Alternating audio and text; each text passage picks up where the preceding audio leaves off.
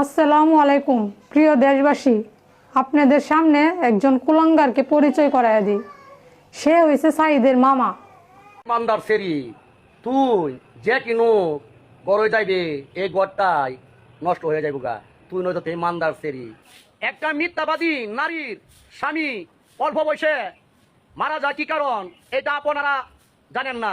একটা মিথ্যাবাদী নারী মিথ্যা কথার কারণেই অল্প বয়সে স্বামী মারা যায়।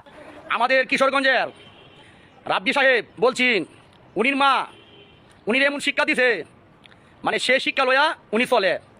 তো উনি আমাদের বাংলাদেশের কন্ট্রোটিয়ার বয়স সাইদের সংসার ফ্যামিলির দায়িত্ব নিছে।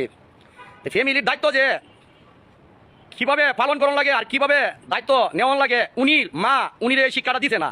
দুধ এলকা ছিল না, সাহিদ এলকা ছিল না। সাহিদের ফ্যামিলির মধ্যে সাহিদের 5টি বোন ছিল। এই কুলাঙ্গার হয়েছে সাইদের মামা। সে প্রতিদিন লাইভে আসে এবং কি ভিডিওর মাধ্যমে আমাকে প্রতিনিয়ত গালিগালাজ করে। আমি একজন বিধবা নারী, আমার কষ্ট, আমার স্বামী হারা কষ্ট আমার সহ্য হয় না, কিন্তু সে প্রতিদিন কেন আমাকে অযথাই আমাকে গালিগালাজ করবে। এবং কি রাব্বি ভাই আমাকে সাহায্য করে বলে রাব্বি ভাইকে উদ্দেশ্য করেও রাব্বি ভাইকে গালিগালাজ করতেছে। আমার স্বামী যখন লিভার ক্যান্সারে আক্রান্ত ছিল, তার মামা নাইস গানের ভিডিও নিয়ে নাচানাচি করছে। এবং কি আমার স্বামীর 24 লাখ টাকা যেই টাকা আপনারা দিয়েছিলেন সেই টাকা তার মামা এবং কি বোনে আত্মসাৎ করছে।